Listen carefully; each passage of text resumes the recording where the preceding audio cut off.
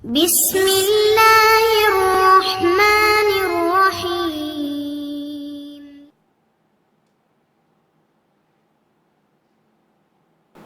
அஸ்ஸலாமு அலைக்கும் வரஹ்மத்துல்லாஹி வபரகாத்துஹு.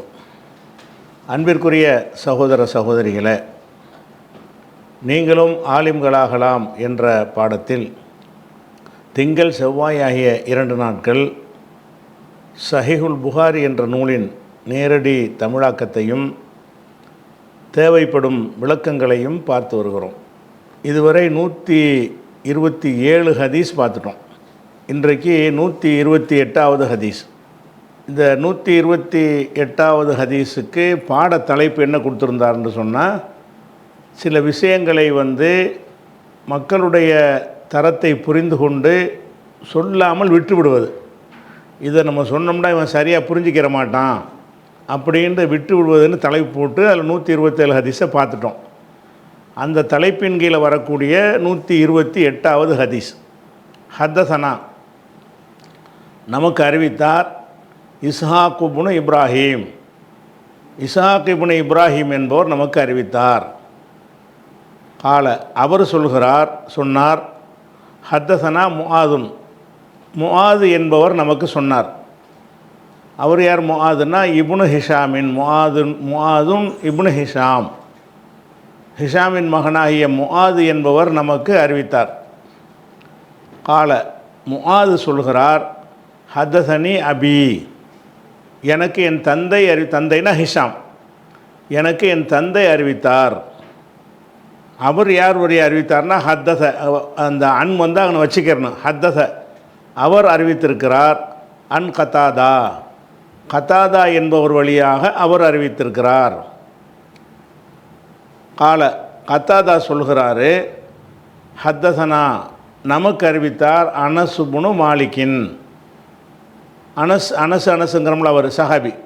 அனஸ் இப்னு மாலிக் அவர்கள் அறிவித்தார்கள். அப்போ இந்த ஹதீஸை அனசு அறிவிக்கிறாங்க. என்ன அறிவிக்கிறாங்கன்னு கேட்டால், அண்ணன் நபியை ஸல்லல்லாஹு அலைஹி வஸல்லம், நபி ஸல்லல்லாஹு அலைஹி வஸல்லம் அவர்கள் அலர் ரஹலி, இங்கே வந்துடணும். அண்ணன் நபியை ஸல்லல்லாஹு அலைஹி வஸல்லம் அலர் ரஹலி, நபி ஸல்லல்லாஹு அலைஹி வஸல்லம் அவர்கள், ரஹல்னா ஏறி செல்கிற வாகனம்னு அர்த்தம். இது ஒட்டகம்னு வச்சுக்கலாம். ஒட்டகத்தெல்லாம் பெரும்பாலும் போவாங்க. வேகமாக போகிறதுக்கு போகிறதுக்கு தான் குதிரை சரியாக வரும். சும்மா நடைப்பயணமாக பயணம் செய்வதாக இருந்தால் ஒட்டகம்தான் சரியாக வரும். அதனால் ஒட்டகம் இல்லைன்னா கோவேறு கழுதையை பயன்படுத்துவாங்க. அப்போ அண்ணன் நபியை ஸல்லல்லாஹு அலைஹி வஸல்லம், நபி ஸல்லல்லாஹு அலைஹி வஸல்லம் அவர்கள் அலர் ரஹலி, வாகனத்தின் மீது, அதாவது ஒட்டகத்தின் மீது இருக்கும் நிலையில் இருந்தார்கள். ஓ முஆதுன், முஆத் அவர்கள் ரதீஃபுஹு, ரதீஃபுன்னு சொன்னால் அதாவது ஒருத்தருக்கு பின்னாடி வாகனத்தில் உட்காந்து போகிறாங்கல்ல, அவங்கள ரதீஃபும்பாங்க. நம்ம லிஃப்ட் கொடுக்குறோம்ல, ஒரு ஆளை சேர்த்துக்கிட்டு போகிறோம்ல பின்னாடி பைக்கில், அந்த மாதிரி வாகனத்தை ஓட்டுற ஒரு ஆள் இருப்பார். அவர் டபுள்ஸ் போகிறாங்கல்ல, இன்னொரு ஆளை ஏற்றிக்கிட்டாங்கன்னு சொன்னால் அவருக்கு பேர் ரதீஃப்னு சொல்லுவாங்க. ரதீஃப்னா அவருக்கு பின்னால் இருக்கிறவர்னு அர்த்தம். அப்போ ரசூல்லா ஒட்டகத்தில் இருக்கிறாங்க, பின்னாடி முஆதும் இருக்கிறார். அது ஒரு ஒட்டகத்தில் 2 பேர் போகிறாங்க. மறுபடி பாருங்கள், ஹத்தசனா அனஸ் இப்னு மாலிக்கின், அனஸ் இப்னு மாலிக் நமக்கு சொன்னார் அண்ணன் நபியை ஸல்லல்லாஹு அலைஹி வஸல்லம் அலர் ரஹலி, இந்த முஆதுன் ரதீஃபும் நடுவில் நுழைச்சிட்டார். இதை சொல்லிட்டு வச்சா தான் தமிழுக்கு சரியாக வரும். அண்ணன் நபியை ஸல்லல்லாஹு அலைஹி வஸல்லம் அலர் ரஹலி, நபி ஸல்லல்லாஹு அலைஹி வஸல்லம் அவர்கள் ஒட்டகத்தின் மீது இருந்தார்கள். ஓ முஆதுன், இப்போ இந்த சொல்லுக்கு இப்போ வரணும். ஓ முஆதுன், முஆத் இப்னு ஜபல்ங்கிறோம்ல, அவர் ரசூல் ஸல்லல்லாஹு அலைஹி வஸல்லம் ஏமன் நாட்டு கவர்னர் அனுப்புவாங்க. அனுப்பும்போது என்ன செய்வாங்கன்னா, அவரை பின்னாடி வச்சு கூட்டிகிட்டு போய் வழி அனுப்பிட்டு வருவாங்க. ஓ முஆதுன், முஆத் ரலியல்லாஹு அன்ஹு அவர்கள் ரதீஃபுஹு, ரதஃபன்னா ஒரு ஆளுக்கு பின்னால் இருந்தான் என்று அர்த்தம். இப்போ நான் உட்காந்துருக்கேன்னு வைங்களேன், எனக்கு பின்னாடி வரிசையில் உட்காந்துருக்கார்ல, அவர் ரதஃபனி, எனக்கு பின்னாடி இருக்கிறார் அப்படின்னு அர்த்தம். ஆளை குறிக்கிறதுக்கு என்ன செய்வாங்கன்னா, ஃபைலுங்கிற வசனில் ரதீஃப் என்று மாற்றிடுவாங்க. ஓ முஆதுன், முஆத் அவர்கள் ரதீஃபுஹுண்டா ரசூல்லா, ரதீஃபுன் நபி, நபிக்கு பின்னால் அமர்ந்தவராக இருந்தார். ரசூல்லா ஒட்டகத்தில் இருக்கிறாங்க, முஆது வந்து பின்னாடி இருக்கிறார். ரசூலுல்லாஹ் ஒட்டகத்தை ஓட்டிக்கிட்டு போகிறாங்க காலை. அப்போ ரசூல் ஸல்லல்லாஹு அலைஹி வஸல்லம் சொன்னார்கள், யா முஆத் இப்னு ஜபல், முஆத் இப்னு ஜபல் அவர்களே, கூப்பிட்றாங்க பின்னாடி இருக்கிறதுனால அவர்கிட்ட பேசுகிறாங்க. யா முஆத் இப்னு ஜபல், முஆத் இப்னு ஜபல் அவர்களே அப்படின்னு கூப்பிட்றாங்க. கால அவர் சொன்னார், லப்பைக்க யா ரசூலல்லாஹ் வ சஅதைக்க, லப்பைக்க யா ரசூலல்லாஹ் வ சஅதைக்க என்று சொன்னார் அப்படின்னு வந்துருச்சு. இப்போ இந்த லப்பைக்க என்ற வார்த்தையும் சஅதைக்க என்ற வார்த்தையும் அது என்ன வகையான சொல்லில் அடங்கும் அது அப்படின்னு சொன்னால், இது வந்து இந்த லப்பாவுக்கு இந்த உதாரணமாக ஒரு உதாரணத்தை எடுத்து காட்டினான். ஒரு ஃபத்துஹுல் பாரியில் இப்னு ஹஜர் எல்லோரும் இதை சொல்லியிருக்கிறாங்க. இதை வந்து நான் ஒரு ஆதாரம் உங்களுக்கு காட்டணும்ல, அதுக்காக வேண்டி. அதாவது இது வந்து லப்பைக்குங்கிறதுக்குள்ள அதில் வந்து லப்புன்னு ஒன்று இருக்குது. அந்த லப்பு என்பதை ஈர்மையாக்கினா என்னவாயிரும், லப்பைனின்னு வரும். லப்புன்னா ஒருமை, லப்புன்னா வந்து பதிலளித்தல் அர்த்தம். லப்பன்னா என்ன அர்த்தம், லப்ப என்று சொன்னால் ஒருத்தர் கூப்பிட்டதுக்கு நீங்கள் பதில் அளிக்கிறீங்கல்ல, அதுக்கு பேர் லப்ப. லப்ப என்றால் பதில் அளித்தான் அப்படின்னு அர்த்தம். லப்புன் என்று மஸ்தரா சொன்னீங்கன்னா பதில் அளித்தல் அப்படின்னு அர்த்தம். இப்போ லப்பு என்பதை என்ன செய்கிறாங்கன்னா ஈர்மையாக்குறாங்க, லப்பைனின்னு. இருமுறை பதிலளித்தல் அர்த்தமாயிரும். லப்பைனி என்றால் என்ன அர்த்தம், இருமுறை பதிலளித்தல் அகராதிப்படி. அதுக்கப்புறம் வந்து அந்த கவையும் சேர்க்குறாங்க, லப்பை க, உங்களுக்கு இருமுறை பதிலளிக்கிறேன் அகராதி அர்த்த பிரகாரம். அகராதி அர்த்த பிரகாரம் என்ன செய்யணும், லப்பு என்று சொன்னால் கூப்பிட்டாங்கள, கூப்பிட்டதுக்கு என்னங்கன்னு நம்ம கேட்போம்ல, ஆமான்னு சொல்லுவோம்ல, அதுக்கு சொல்கிறது தான் லப்பைக்க என்பது. அப்போ இது வந்து இஸ்லாம் வர்றதுக்கு முன்னாடியே இந்த சொல் இருக்குது. இந்த லப்பைக்கு இந்த அர்த்தத்தை வந்து இஸ்லாம் கொடுக்கல. இது ஜாஹிலியாக்கள் காலத்திலேருந்து லப்பைக் என்பதை பயன்படுத்துவாங்க. யாராவது கூப்பிட்டாங்கன்னா லப்பைக்கும்பாங்க. அப்போ அதாவது லப்பைக்கு என்பது வந்து லப்பு என்கிற வார்த்தையின் ஈர்மையாக ஆக்கி அந்த லப்பைனின்னு வந்த பிறகு அதில் காஃபை சேர்க்கும்போது இலாஃபத் செஞ்சால் நூனு போயிடும்ல, லப்பைனிக்கேன்னு சொல்ல இயலாது. இருமையான சொல்ல வந்து ஒரு லமீர் எதுலேயோ இலாஃபத் செஞ்சீங்கன்னு சொன்னால், இப்போ கிதாபைனின்னு இருக்குது, 2 கிதாபுன்னு இருக்குது, ஜெயிதுடைய 2 கிதாபுன்னு சொல்ல வேண்டியிருக்கு. அப்போ அந்த நூனை சொல்ல மாட்டோம்ல, கிதாபை ஜெய்தின் அல்லது கிதாபா ஜெய்தின், ஜெய்துடைய 2 கிதாபுகள். அந்த தசனியாவுடைய இருமையுடைய நூன்கள் வந்து இலாஃபத்து செய்யும்போது போயிடும். அப்போ இந்த லப்புங்கிற வார்த்தைக்கு வந்து உள் அர்த்தத்தை விளங்கிக்கணும். இப்போ லப்பைக்குன்னு ஆமா ரசூல்லான்ட்டு போயிடணும். இப்போ விளங்கிக்கிறது வேறு. அது எப்படி அந்த சொல் வந்துச்சுன்னு கேட்பாங்கள்ல, நீங்கள் கிராமராக உங்கள்கிட்ட கேட்டாங்கன்னா நீங்கள் சொல்லணும்ல, அதுக்காகத்தான் இது. அப்போ லப்பு என்பது வந்து லப்ப என்கிற வினை சொல்லினுடைய மஸ்தர் வந்து லப்புன், லப்ப லப்புன். அப்போ லப்ப என்றால் வந்து பதில் அளித்தான், லப்பு என்று சொன்னால் பதில் அளித்தல் அப்படின்னு அர்த்தம். இப்போ வந்து 2 தடவை இருமையாக்குறது என்ன செய்யணும், லப்பைனி, இருமுறை பதிலளித்தல், 2 பதிலளித்தல். லப்பைக்க என்று சொன்னால் உனக்கு 2 முறை பதிலளிக்கிறேன் அப்படிங்கிற ஒரு அர்த்தம் அதுக்கு வந்துடுது. அதே மாதிரி சாதுங்கிறாங்கல்ல, சாதைக்க, லப்பைக்க ஒ சாதைக்கன்று 2 வார்த்தை வருது. சாதுன்னு சொன்னால் துணை நிறுத்தல், உதவி செய்தல் அப்படின்னு அர்த்தம். என்னுடைய ஒரு பணிக்கு நீங்கள் உதவி செஞ்சீங்கன்னா நீங்கள் வந்து சாதுன்னா உதவி செய்கிறன்னு அர்த்தம். அப்போ வந்து அதனுடைய அதாவது முசாதான்னு சொல்லுவாங்க. சாதுனால் முசாதா, உதவி செய்தல். அப்போ சாது என்று சொன்னால் துணை நிற்குதல் அப்படின்னு அர்த்தம். அதாவது ஒரு சொல்ல கூப்பிட்டவுடனே உங்கள் சொல்ல கேட்குறேன், உங்களுக்கு துணை நிற்கிறேன் அப்படிங்கிறத சொல்கிறாங்க, அவ்வளோதான். லப்பைக்கு ஒரு சாதைக்குன்னு சொன்னால் உங்கள் சொல்ல நான் கேட்குறேன், துணை நிற்கிறேன். அது துணை நிற்கிறேங்கிறதுக்கு வந்து அந்த ஃபேலாக சொல்லாமல் மஸ்தரில் சொல்கிறாங்க.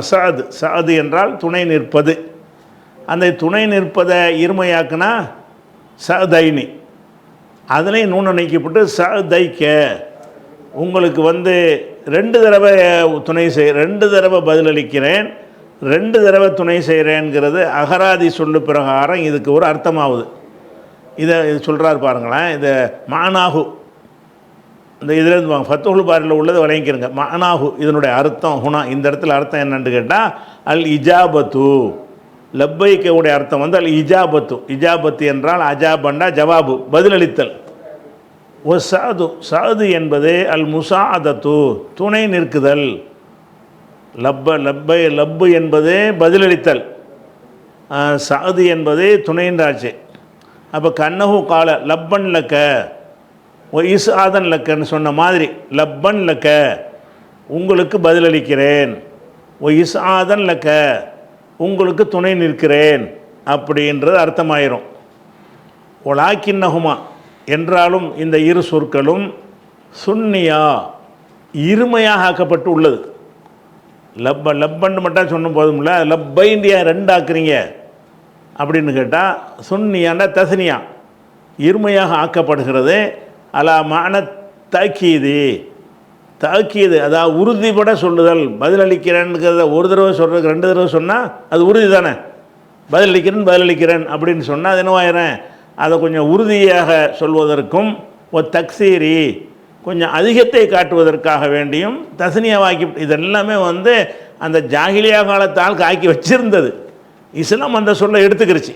லப்பைக்குங்கிறத முதல்ல ரசூல்லா தான் பயன்படுத்துனாங்கன்ட்டு இல்லை, அவங்களே நினைஞ்சாங்க. அந்த சர்வசாதாரணமாக அரபுகள் வந்ததை ஒரு மனுஷனை கூப்பிட்டா கூட லப்பை கேட்பாங்க.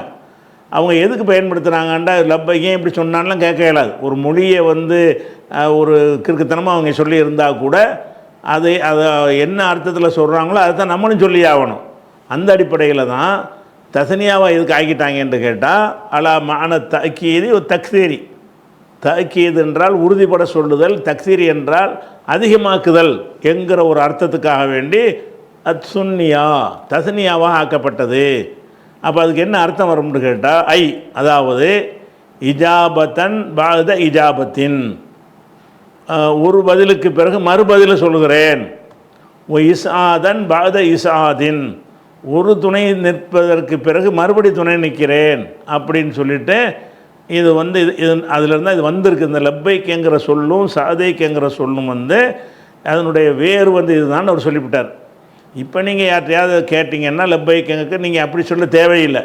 லப்பைக்கு யாரை சொல்லலாம் ஒரு சாதைக்குன்னு சொன்னால் அல்லாஹ்வுடைய தூதரே வந்துவிட்டேன் அப்படின்னு நம்ம செய்யணும். இப்போ ஹஜ்ஜுக்கெல்லாம் போகிறோம், லப்பைக்கு இறைவா உன்னிடத்தில் வந்துட்டேன்னு அர்த்தம். அப்போ வந்து விட்டேங்கிறதுக்கு நேரடி அர்த்தம் அதுவான்னு கேட்டால் இல்லை, பதிலளித்து விட்டேன். லப்பைக்கு என்று சொன்னால் உனக்கு பதிலுக்கு மேல் பதிலளித்தேன். ரெண்டாக்கி இருக்குல்ல, தசனியமாக்கி இருக்குதுல்ல, அதனால் லப்பைக்க ஹஜ்ஜில் தல்பியான்னு சொல்லுவாங்கள்ல, அந்த தல்பியாங்கிறதுலாம் இதில் உள்ளது தானே. அப்போ லப்பை அவர் சொல்கிறார், முஆது இப்னு ஜபலேன்னு கூப்பிட்ட உடனே அவர் சொன்னார், லப்பைக்க யார சொல்லலாம், அல்லாஹ்வுடைய தூதரே உங்களுக்கு நான் பதிலளிக்கிறேன், சாதைக்க உங்களுக்கு துணை நிற்கிறேன். அது வந்து முத்தக்கல்லிமுடைய ஒரு இல்லை, அமைப்பு இல்லை, மஸ்தர் தான். அந்த மஸ்தரை கொண்டு என்ன கருத்து வைப்பாங்கன்னா நான் துணை நிற்கிறேன்னு அர்த்தம் வச்சுருவாங்க. சரியா? அப்போ லப்பைக்கு யாரை சொல்லலான்னா உங்களுக்கு பதிலளித்தல்னு தான் அர்த்தமாகுது. ஆனால் பதிலளித்தல்ங்கிற அந்த நோக்கத்தில் அவர் சொல்கிறாரு, பதிலளிக்கிறேன் என்ற அர்த்தத்தில் சொல்கிறார். அப்போ லப்பைக்கு யாரை சொல்லலான்னா இப்போ உதாரணமாக ஒருத்தர் ஏதாவது உதவி செஞ்சார்னு வைங்க, உதவி செய்யும்போது நன்றிமீங்க, நன்றி செலுத்துகிறேன்னு தான் சொல்லணும் முறைப்படி. நன்றின்னு மஸ்தரை சொல்கிறீங்க, நன்றி என்ன, நான் உனக்கு நன்றி செலுத்துகிறேன் என்ற அவ்வளோ மறைச்சி வச்சு நன்றிங்கிறீங்க. அதுக்கு நன்றிங்கிறதுக்கு நன்றி செலுத்துகிறேங்கிற அர்த்தம் இருக்கான்னு கேட்கக்கூடாது. அது நன்றின்னா நன்றின்னு தான் அர்த்தம். ஆனாலும் என்ன செய்கிறது, அந்த கருத்தில் அது பயன்படுத்துவாங்க. ஒரு ஆளுக்கு நன்றின்னு சொன்னால் என்ன அர்த்தம், நீ செய்த உதவிக்கு நான் நன்றி செலுத்துகிறேன், இவ்வளோ பெருசாக எதுக்கு சொல்லணும் அப்படிங்கிறக்காக நன்றின்றுவாங்க. இந்த மாதிரி வந்து சொல்கிறது எல்லா பாஷையிலையுமே இருக்கும். அதனால் வந்து அந்த நேரடியாக நான் உனக்கு பதிலளித்தேன் வாசகம் இருக்கான்னு கேட்கக்கூடாது. அதெல்லாம் அந்த சொல் வழக்கில் என்ன செஞ்சிடறேன், மஸ்தரையே வினைச்சொல்லுடைய அர்த்தத்துக்கு மாற்றிடுவாங்க. எல்லா மொழிகள்லையும் இது இருக்கிறது. அப்போ அப்புறம் முஆது சொன்னார், லப்பைக்கு யாரை சொல்லலாம், அல்லாஹ்வுடைய தூதரே உங்களுக்கு பதிலளிக்கிறேன் அப்படி வச்சுக்கிறேங்க. எங்கே வந்தாலும் இப்படி வச்சுக்கிறேன். ஒரு சாதைக்கன் வந்தால் உனக்கு துணை நிற்கிறேன். அது என்னப்பா சாதைக்குங்கிற என்ன சொல்லுப்பான்னு உங்கள்கிட்ட கேட்பாங்கல்ல, கிராமராக கேட்பாங்கல்ல, லப்பைக்கன்னா அது என்னன்னு கேட்பாங்கல்ல, அப்போ இதை சொல்லுங்கள். லப்பைக்க சாதைக்கவுக்கு போட்டுவிட்டு பொதுமக்கள்கிட்ட சொல்லும்போது இப்படிலாம் விலைக்கு சொல்ல வேண்டியதில்லை. லப்பைக்க ஒரு சாதைக், அல்லாஹ்வுடைய தூதரே உங்கள் சொல்லை ஏற்றுக்கொண்டேன், உங்களுக்கு துணை நிற்கிறேன் அப்படின்ட்டு தான் அதுக்கு அர்த்தம். அதோடு முடிச்சுக்கிறேன். கொஞ்சம் விவரம் தெரிஞ்சவங்க அது என்னங்க லப்பைக்கன்னு, கொஞ்சம் அரபு மொழி தெரிஞ்சவங்க அது என்ன லப்பைக்கன்றது என்ன வேறு சொல்லு, எதுலேருந்து அது வந்துச்சு, சாதைக்கண்டா என்ன அப்படி கேட்டாங்கண்டா என்ன செய்யுங்க, அது லப்பவுடைய மஸ்தர் லப்பு என்பது அதை வந்து இருமையாக்கினா லப்பைனின்னு வரும். அதில் காஃபை சேர்த்திங்கன்னா வந்து நான் தசனியாவோட நூன் போயிட்டு லப்பைக்கண்ட ஆயிரம். எதுக்கு இருமையாக்குனாங்கன்னு கேட்டால் திரும்ப திரும்ப சொல்வது என்பதை காட்டுவதற்காக வேண்டி என்ன செய்கிறாங்க, இருமையில் சொல்கிறாங்க. சாதைக்கவுக்கும் அதே மாதிரி தான், துணை செய்கிறேன்னு அர்த்தம். அது மஸ்தர் தான், துணை செய்தல் என்று தான் அதுக்கு அர்த்தம். தைனி 2 தடவை துணை செய்தல் அர்த்தமாகுது. அதில் காபை சேர்த்து சாதைக்கு இப்படிலாம் வந்து வெகுஜன மக்களுக்கு நீ சொல்லக்கூடாது. அவனுக்கு அதெல்லாம் தேவையே கிடையாது. இவ்வளவு சொன்னால் போதும். லப்பைக்கு யாரை சொல்லலாம் சாதை, அல்லாஹ்வுடைய தூதரை நீங்கள் சொல்வதை நான் கேட்டுக்கொண்டேன், பதிலளிக்கிறேன், துணை நிற்கிறேன் அப்படின்றது. இது வந்து எல்லாருமே சொல்லுவாங்க. இது வந்து யார் ஒருத்தர் கூப்பிட்டாலும் என்ன செய்வாங்க, கூப்பிட்டதுக்கு பதில் சொல்லுவோம்ல, வந்துட்டேன்னு சொல்கிறோம்ல. வந்துட்டேன்னு நம்ம என்ன செய்வோம், யாராவது கூப்பிட்டாங்க இப்போ இப்ராஹிம் ஆமான்னு சொல்லுவோம், அல்லது வந்துட்டேன்போம். வந்துட்டேன்னு அவர் அங்கே நின்றுட்டுருப்பார். வந்துட்டேன்னா என்ன அர்த்தம்னு கேட்டால் நீங்கள் என்ன சொல்லுங்கள், நான் உங்களை கேட்குறேன் அப்படிங்கிற அர்த்தத்துக்கு தான் அந்த வார்த்தையை நம்ம பயன்படுத்துவோம். இப்போ அவள் கூப்பிட்டோன்னே அவள் என்னென்னு கேட்டால், இவர் ரசூலுல்லாஹ் கூப்பிட்டது அவருக்கு விளங்குதா, அவர் காதில் உளுந்துச்சா என்பதையெல்லாம் அறிந்து கொள்வதற்கு இந்த லப்பைக்கை வந்து உதவும். இவர் லப்பைக்கன்னு சொன்னோன்னு ரசூலுல்லாஹ் என்ன விளங்கிடுவாங்க, நம்ம முன்னாடி வாகனத்தில் போயிட்டுருக்குறோம், ஒரு பின்னாடி உட்காந்துட்ருக்கிறாரு, பின்னாடி உள்ள ஆளை கூப்பிட்டது அவர் விளங்குச்சா, அவர் காதில் உளுந்துச்சான்னு தெரிஞ்சு கொள்வதாக இருந்தால் அவர்கிட்ட லப்பைக்கன்று சவுண்டு வந்தோன்னு என்ன செய்கிறாங்க, நம்ம சொல்கிறோம் அவர் கேட்டுட்டு தான் இருக்கார், அதை விளங்கிக்கிடுவாங்க. அதுக்காக தான் இது கேட்குறாங்க. ஏன் மாது பண்ண ஜபல்னு கூப்பிட்றாங்க. அவர் சொன்னார் லப்பைக்க யா ரசூலுல்லாஹ் வ சாதைக், லப்பைக்க யா ரசூலுல்லாஹ் வ சாதைக்க என்று அவர் சொன்னார். அப்போ ரசூலுல்லாஹ் சொல்கிறாங்க யா முஆதுன்னு 2வது கூப்பிட்றாங்க மறுபடி. அவர் என்ன செய்கிறாருன்னா லப்பைக்க யா ரசூலுல்லாஹ் வ சாதைக்க என்று சொன்னார். சலாதன் 3 தடவை இப்படி கூப்பிட்றாங்க. அதாவது ரசூலுல்லாஹ் வந்து யா முஆதுங்கிறாங்க ஒருக்கா, அவர் லப்பைக்கங்கிறாரு, மறுபடி யா முஆதுங்கிறாங்க, மறுபடியும் லப்பைக்கங்கிறார். எதுக்குன்னு கேட்டால் சொல்லக்கூடிய செய்தி முக்கியமான ஒரு செய்தி, கவனமாக கேட்டுக்க அப்படிங்கிறதுக்காக வேண்டி தான் அது 3 தடவை சொல்கிறாங்க. அப்போ அவரும் லப்பைக்கு சாதைக்கன்னு சொல்கிறாரு. மறுபடியும் 3வது தடவை சலாசன்றா 3 தடவை 3 தடவை என்ன செய்கிறாங்கன்னு கேட்டால் இது மாதிரி யா முஆதுங்கிறாங்க. அவர் 3 தடவையும் லப்பைக்கு யாரை சொல்லலாம் சாதைக்கன்னு சொல்லிட்டார். அதுக்கப்புறம் 3 தடவையும் அவர் சொன்னதுக்கு பிறகு ரசூலுல்லாஹ் சொன்னாங்க மாமின் அகதின், அகதுனா ஒருவன் அர்த்தம்.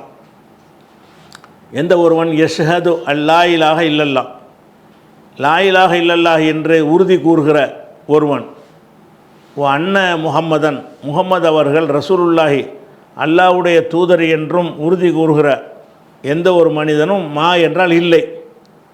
என்ன இல்லைன்னு கேட்டால் பின்னாடி வரும். சிதுக்கம் மின் கல்பிஹி, இந்த உறுதி எங்கேருந்து சொல்லணும்னு கேட்டால் வாயினால் மட்டும் சொல்லக்கூடாது. சிதுக்கன் உண்மைப்படுத்திய நிலையில், மின் கல்பிஹி அவனுடைய கல்பில் இருந்து உள்ளத்திலிருந்து லா இலாஹ இல்லல்லாஹ்னா அல்லாஹ்வை தவிர யாரும் இல்லைன்னு மனசார நம்பி சொல்லணும். முஹம்மது ரசூலுல்லாஹ் என்பதை நான் உறுதி கூறுகிறேன் என்பதை மனசார நம்பி என்ன செய்யணும், சொல்லணும். இப்படி சொல்கிற யாராக இருந்தாலும் இல்லா ஹர்ரமஹுல்லாஹு அலன்னார், அவரை அல்லாஹ் வந்து நரகத்துக்கு ஹராமாக ஆக்காமல் இருப்பதில்லை. இந்த மாவுடைய அர்த்தம் இங்கே தான் செய்யணும், வழங்குதா? இல்லா மாங்கிற அர்த்தம் வந்து இந்த இல்லாவுக்கு பக்கத்தில் வச்சுக்கிறணும். அல்லாஹ் ஹராமாக்கிய தவிர இல்லை அப்படின்னா என்ன அர்த்தம்? இந்த வார்த்தை ஒருத்தன் சொல்லிட்டான்னு சொன்னால் நரகத்துக்கு அவன் ஹராமாக்காமல் இருப்பது கிடையாது, எவனாக இருந்தாலும் சரி அப்படின்றதுக்கு அர்த்தம்.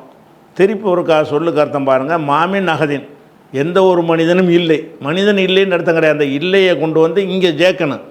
அந்த மாவை நம்ம விட்டுட்டு வர்றோம்னு நினைக்கக்கூடாதுங்கிறதுக்காக இல்லைன்னு சொல்லிக்கிறோம் இப்போதைக்கு. மாமின் அகதின், அதான் அகதுன்னா ஒருத்தன், மின் அகதின் போட்டிங்கன்னா எந்த ஒருத்தன்ற அர்த்தத்துக்காக அந்த மின் சேர்ப்பாங்க. மாமின் அகதின், எந்த ஒருவனும் இல்லை. எப்படிப்பட்டவன்? யஷ்ஹது அல்லா இலாஹ இல்லல்லாஹ் அன்ன முஹம்மது ரசூலுல்லாஹ் என்று யஷ்ஹது என்றால் உறுதி சொல்கிறானே, அப்படிப்பட்ட எவனும் இல்லை. அது எந்த மாதிரி உறுதி சொல்கிறான்? சிதுக்கம் மின் கல்பிஹி, அவனுடைய உள்ளத்தில் இருந்து மெய்ப்படுத்தும் நிலையில். சிதுக்குன்னா தஸ்தீக்கன், சிதுக்குன்னா உண்மைன்னு தான் அர்த்தம். அது உண்மைப்படுத்தலுங்கிற அர்த்தத்தில் அது யூஸ் பண்ணுறாங்க. சிதுக்கன்னா தஸ்தீக்கன், மெய்ப்படுத்தும் நிலையில். எந்த ஒருவனும் இப்படி சொல்வது இல்லை. இல்லா ஹர்ரமஹு, அவனை அல்லாஹ் வந்து ஹராமாக்கி விடுவான். அல்லாஹ் ஹராமாக்கி விடுவான். அலன்னாரி, நரகத்துக்கு அவனை ஹராமாக்கிடுவான். நரகத்துக்கு ஹராம்னா என்ன வயிறு, நரகத்துக்கும் போக முடியாது, நரகம் ஏற்றுக்கிறாது அப்படிங்கிற ஒரு இலக்கியமாக சொல்கிறது. அல்லாஹ் வந்து நரகத்திலிருந்து அவனை காப்பாற்றுவான்னு அர்த்தம். இல்லா ஹர்ரமஹுல்லாஹு அலன்னார், நரகத்துக்கு அவனை ஹராமாக்காமல் ஹராமாக்கியே தவிர எவனும் இதை சொல்வதில்லை. எவனா இதை சொன்னான்னு சொன்னால் அவனுக்கு நரகம் ஹராமு. சொர்க்கம் போவான் என்று சொல்கிறதை விட நரகம் ஹராம்ங்கிறது ரொம்ப கூடுதலான ஒரு விஷயம். சொர்க்கத்துக்கு போவான்னு சொன்னால் அந்த செஞ்ச தப்புக்கெல்லாம் வந்து மன்னிக்கலைன்னு சொன்னால் ஒரு தண்டனையை பெற்றுவிட்டு ஒரு 100 வருஷம் 200 வருஷம் நரகத்தில் கிடந்துட்டு அதுக்கு பிறகு சொர்க்கத்துக்கு போயிடுவாங்கிற அர்த்தத்தை கூட அது தந்துடும். சொர்க்கத்துக்கு செல்வான்கிற வார்த்தை வந்து அது தந்துடும். நரகத்துக்கு ஹராம்னா எடுத்தெடுப்புலேயே சொர்க்கம் போயிடுவான்னு அர்த்தம். நரகத்துக்கே போக மாட்டான் இவன். இது சொர்க்கத்திற்கு செல்வான் என்பதை விட நரகம் ஹராம் என்று சொல்வது வந்து கொஞ்சம் தகுதி கூடின வார்த்தை, தரஜா கூடின ஒரு வார்த்தையாக சொல்கிறாங்க. திருப்பி ஒருக்கம் பாருங்கள், சொல்ல அர்த்தத்துக்காக வேண்டி தான் திருப்பி பார்க்குறோம். மாமின் அகதின், எவனும் இல்லை. மின் அகதின்னா யாரும், எவனும்னு வச்சுக்கிறங்க, எவனும் இல்லை. யஷஹது அல்லா இலாஹ இல்லல்லாஹ் வ அன்ன முஹம்மது ரசூலுல்லாஹ் என்று உறுதி கூறுகிற எவனும் இல்லை. எந்த மாதிரி உறுதி கூறுகிறான்டா, சிதுகம் மின் கல்பிஹி, அவனுடைய கல்வியிலிருந்து மெய்ப்படுத்தும் நிலையில் உண்மை நம்பி சொல்லணும். இந்த லா இலாஹ இல்லல்லாஹ் என்பதை, முஹம்மது ரசூலுல்லாஹ் என்பதை மனசார நம்பி எவனும் சொல்வது இல்லை. இல்லா ஹர்ரமஹுல்லாஹு, அல்லாஹ் வந்து அவனை ஹராமாக்கிய தவிர, அலன்னாரி, நரகத்திற்கு ஹராமாக்கிய தவிர அவன் சொல்வது இல்லை அப்படின்னு அர்த்தம்னா, இவன் சொன்னான்டா நரகத்துக்கு ஹராமாயிருவான் உறுதி அப்படிங்கிறாங்க. அப்போ இதை வந்து கொஞ்சம் மேலோட்டமாக கேட்டிங்கன்னா ஒன்றும் பிரச்சனையே தெரியாது. இதை ஒருத்தன் வந்து நல்லா சிந்திச்சுக்கிட்டே இருந்தான்னு வைங்க, அவனுக்கு என்ன கருத்து மனசில் பதிங்க, இப்படித்தான் இஸ்லாம் இப்படித்தான் நல்லா செய்வான்னு சொன்னால் இது வந்து அதை தவறாக புரிந்து கொள்வதற்கு நிறைய வாய்ப்பு உள்ளதாக இது இருக்கிறது. அப்போ லா இலாஹ இல்லல்லாஹ் முஹம்மது ரசூலுல்லாஹ் சொல்லிட்டால் நரகத்துக்கு ஹராம் ஆயிடுச்சு. அப்போ நம்ம திருடினாலும் சரி, கொலை செஞ்சாலும் சரி, என்ன அநியாயம் பண்ணாலும் சரி, தொழுவாட்டாலும் சரி, நோன்பு கேட்டாலும் சரி, அதெல்லாம் வந்து நமக்கு நரகத்தில் ஹராம் ஆயிரும். கண்டிப்பாக அவன் சொர்க்கத்துக்கு போயிடுவான், அதாவது நரகத்துக்கே போகவே மாட்டான், எடுப்புலேயே சொர்க்கத்துக்கு போயிடுவான்னு சொன்னால் ஒரு அமலும் செய்ய வேண்டியது இல்லைன்னு இது விளங்குவாங்களா இல்லையா? ஒரு அமலுமே ஒருத்தன் செய்ய வேண்டியது இல்லைன்னு இது விளங்க முடியவே முடியாதான். ஏன்னு அவ்வளோதானே இருக்குது. லா இலாஹ இல்லல்லாஹ் முஹம்மது ரசூலுல்லாஹ் சொல்லிட்டோம்னு சொன்னால் அவனுக்கு நரகம் ஹராமு. அப்போ இதை மட்டும் ஒரு முஸ்லீம் சமுதாயத்தில் போய் சொல்லி அவனுக்கு இதை வந்து அப்படி மேலோட்டமாக அவன் புரிந்து கொண்டான் என்று சொன்னால் அவன் வந்து தொழுக மாட்டான். தொழுகாமல் இருந்தாலும் நமக்கு பஞ்சாயத்தில் நரகத்துக்கு பயந்து தானே தொழுகிறோம். நம்ம தான் லா இலாஹ இல்லல்லாஹ் சொல்லியிருக்கிறோமே, நம்ம தான் நரகத்துக்கு போக மாட்டோமே. தொழுவ மாட்டான், நோன்பு வைக்க மாட்டான், ஒன்றுமே செய்ய மாட்டான். எந்த ஒரு நல்லறம் கூட செய்ய தேவையில்லை, தான தர்மம் ஒன்றுமே செய்ய தேவையில்லை. எதுக்கு நம்ம தான் லா இலாஹ இல்லல்லாஹ் சொல்லிவிட்டோம்ல, நரகம் தான் ஹராம் ஆகிடுச்சுன்னு வழங்க முடியுமா இல்லையா? அப்போ அந்த கருத்தில் தான் இந்த இருக்குதுன்னு சொல்லி தான் சொல்கிறார் ரசூலுல்லாஹ் சொல்கிறாங்க. சொன்ன உடனே ஆனால் அந்த கருத்தை தருமாங்கிற நான் ரெண்டாவது நான் விளக்குறேன். அப்படி தான் தரும், மேலோட்டமாக பார்த்தா அந்த கருத்தை தருகிறது. அப்போ காலை முஆது கேட்குறாரு, யார் ரசூலுல்லாஹ், அல்லாஹ்வுடைய தூதரே, காலண்டா சொன்னார்னா கேட்டார்னு வச்சுக்கிறோங்க. அல்லாஹ்வுடைய தூதரே, அஃபலா உஹ்பிரு பிஹி, இதனை நான் அறிவித்து விடட்டுமா, அன்னாச, மக்கள்கிட்ட போய் நான் சொல்லிடட்டுமா, இதை சொல்லிவிட்டீங்க என்று சொல்கிறீங்க, இந்த செய்தியை மக்களுக்கு நான் அறிவித்து விடவா அப்படின்னு கேட்குறாங்க. அப்படி அறிவித்தால் எஸ்தபிஷுரூன்னு இருக்கும். இஸ்தபிஷரன்னா மகிழ்ச்சி அடைந்தான், எஸ்தபிஷர் என்றால் மகிழ்ச்சி அடைவான். அது ஜம்மாக்கணும்னா எஸ்தபிஷுரூன, மகிழ்ச்சி அடைவார்கள். இதில் வந்து அந்த 2 ஃபேல் வந்துச்சுன்னா அங்கே ஒரு ஷர்த்து மறைஞ்சிருக்கும். நான் மக்களுக்கு சொல்லட்டுமா, அப்படி நான் சொன்னால், ஃபைன் அஹ்பர்து பிஹின் நாச, மக்களுக்கு நான் சொன்னால் ஷர்த்து வந்துருச்சா, ஃபயஸ்தபிஷுரு, அவங்க மகிழ்ச்சி அடைவார்கள். இப்போ அந்த 3 போயிடும். ஷர்த்து வந்துருச்சு, வந்தால் போனால்னு வந்துருச்சுன்னு சொன்னால் அந்த வருங்கால வினை சொல்ல வந்து உள்ள நூன்லாம் போயிடும். அப்போ எஸ்தபிஷுரு அவர்கள் மகிழ்ச்சி அடைவார்கள். எஸ்தபிஷுருன்னு தான் அது வந்து அந்த இடத்துல ஒரு ஷர்த்து மறைஞ்சி இருக்கிறதுனால அந்த நூன் போயிடுச்சு. நூன் போனதை வச்சே நம்ம ஷர்த்து மறைஞ்சிருக்குன்னு விளங்கலாம். இப்போ எஸ்தபிஷுரு அவர்கள் மகிழ்ச்சி அடைவார்களே, நான் வந்து சொல்லிடட்டுமான்னு கேட்குறார். அப்போ இவர்கிட்ட சொன்ன ஒரு விஷயத்தை இவருக்கு மட்டும் உள்ளதாக நினைத்து கொண்டு அல்லாஹ்வுடைய மக்களுக்கெல்லாம் சொல்லிடலாம், இப்போ நல்லா சந்தோஷப்படுவாங்களே. இதை சொல்லிட்டா லாயிலா இல்லை சொன்னால் போதுப்பா, நீ சொர்க்கத்துக்கு நரகத்துக்கு நீ போக மாட்டேன்னு சொன்னால் பயங்கரமான குஷியாயிருவாங்களே மக்கள்லாம். நான் சொல்லிடட்டுமான்னு கேட்குறாரு. அப்போ அஃபலா உஹுபிரு நான் அறிவித்து விடட்டுமா வந்து பிஹி இதை, அதாவது இதில் வந்து என்னென்னு கேட்டால் இந்த லா என்பதை நிறைய இடத்துல வேஸ்ட்டாக பயன்படுத்துவாங்க, மீனிங்லெஸ்ஸாக. அறிவிக்காமல் இருக்கட்டுமான்னு தான் அர்த்தம் வரும். அஃபலா அஃப உஹுபிரு தான் கேட்கணும். கேட்குற முறை என்ன? அஃப உஹுபிரு பிஹி இதை நான் அறிவித்து விடட்டுமா அந்நாச மக்களுக்குண்டு. அந்த அறிவித்து விடட்டுமாங்கிற இடத்துல என்ன செய்வாங்கன்னா அறிவிக்காமல் இருக்கட்டுமான்னு கேட்பாங்க. அந்த லாங்கிறத போடுவாங்க, ஆனால் அதுக்கு அர்த்தம் கிடையாது. அறிவிக்கிறதுங்கிற உடன்பாடு அர்த்தமாக இருக்கிற இடத்துல தான் லாவை சேர்ப்பாங்க. லா உக்குசிமு யௌமில் கியாமா கியாமத்து நாளை கொண்டு நான் சத்தியம் செய்கிறேன் என்பதற்கு அல்ல லா போடுறான். சத்தியம் செய்ய மாட்டேங்கிற அர்த்தம் மாதிரி இருக்குது, ஆனால் அதை வந்து சத்தியம் செய்கிறேங்கிற அர்த்தத்துக்கு தான் அரபுகள் பயன்படுத்துவாங்க. அந்த லா என்பது நிறைய இடங்கள் என்ன செய்யும்னா ஜாயிதுமாங்க. ஜாயிதுன்னா மீனிங்லெஸ், அர்த்தம் இல்லாமல் வரும், அது கண்டுக்கிறவே கூடாது. அப்படியான ஒரு இடம் தான் இது. உரையாடலில் அப்படி வரும். எதில் வராது? பேச்சு ஒரு புஸ்தகமாக எழுதும்போது வராது. குரானில் வருதுன்னா அது உரையாடல் தானே. உரையாடலை நம்ம புஸ்தகமாக ஆக்குறது இதெல்லாம் உரையாடல் தான். உரையாடலை நம்ம புஸ்தகமாக ஆக்கும்போது உரையாடின மாதிரி தான் எழுதுவோம். ஆனால் நம்மளாக ஒரு கட்டுரை எழுதுறோன்னு வைங்க, அஃபலா உஹுபிருன்னு எழுதக்கூடாது. அஃப உஹுபிரு தான் எழுதணும், கிராமர் படி எழுதிடணும். இது வந்து எழுதப்பட்டது கிடையாது, இது வந்து ஓதப்பட்டது. ஓதப்பட்டதை மனப்பாடம் பண்ணி ஒருத்தர் அறிவிக்கிறார். அது பேச்சை எழுத்தாக்குறது. இது இந்த ஹதீஸுகள் எல்லாமே, ஹதீஸ் பூராவுமே பேச்சுக்களை எழுத்தாக்குவது தான். குரானும் அப்படி தான், பேசப்பட்டதை தான் எழுதாக ஆக்கிக்கிறோம். அது இல்லாமல் நம்மளா தொழுகை சட்டம்னு ஒரு புஸ்தகம் எழுதுகிறோன்னு வைங்க, அதில் எல்லாம் இந்த லா போட்டு எழுதின எல்லாம் இல்லைன்னு தான் அர்த்தமாயிரும். நம்ம எழுத்தாக கொடுக்குறதுல வந்து லா என்பது ஜாயிதாக வராது. பேச்சாக இருக்கும்போது என்ன செய்வாங்கன்னு கேட்டால் இந்த மாதிரி மக்கள் இப்படி பயன்படுத்திடுவாங்க. ஆனால் மக்கள் அதை புரிஞ்சுக்கிடுவாங்க சரியான முறையில். அப்போ அஃபலா உஹிபிரு நான் அறிவிக்காமல் இருக்கட்டுமா என்றதுக்கு அர்த்தம் வருகிறது. ஆனால் அதுக்கு இதை சொல்ல மாட்டாங்க, அறிவித்து விடட்டுமா என்பதற்கு தான் அதை சொல்லுவாங்க. இந்த லாவை காலி பண்ணிடுங்க. அஃப உஹிபிரு நான் அறிவித்து விடட்டுமா பிஹி இதனை, இந்த செய்தியை அன்னாச மக்களுக்கு அறிவித்து விடட்டுமா. அப்படி அறிவித்தால் அவனுக்குள்ளே ஷர்த்து மறைஞ்சிருக்கு. ஃபைன் அஹ்பர்து நான் அறிவித்தேனையானால் ஃபயஸ்தபிஷுரு அவர்கள் மகிழ்ச்சி அடைவாங்க, சந்தோஷம் அடைவாங்க அப்படின்னு சொல்லி அது வந்து பர்மிஷன் கேட்குறார். இதை பொதுவில் நான் சொல்லட்டுமாண்டு கால ரசூல்லா சொல்கிறாங்க. அவனை வச்சுக்கிறேன்னு இதன் அப்படி அறிவித்தால், இதன் அப்போதுன்னு என்ன அர்த்தம்? இப்படி அறிவித்தாயானால் கிலோ அவர்கள் சோம்பலாகி விடுவார்கள். இத்தக்கலைன்னு சொன்னால் ஒன்றும் செய்யாமல் உட்காந்துருவாங்க. என்னத்துக்கு இப்போ நம்மளாம் என்னத்துக்கு, நம்ம தான் லாயில சொல்லிட்டோமே, நமக்கு தான் நரகம் ஹராமாயிடுச்சே, கன்ஃபார்மாக சொர்க்கத்துக்கு போயிடுவோமே அப்படின்னு சொல்லிட்டு இதை சொல்லாதேங்கிறாங்க. நல்லா வணங்கிறேன்.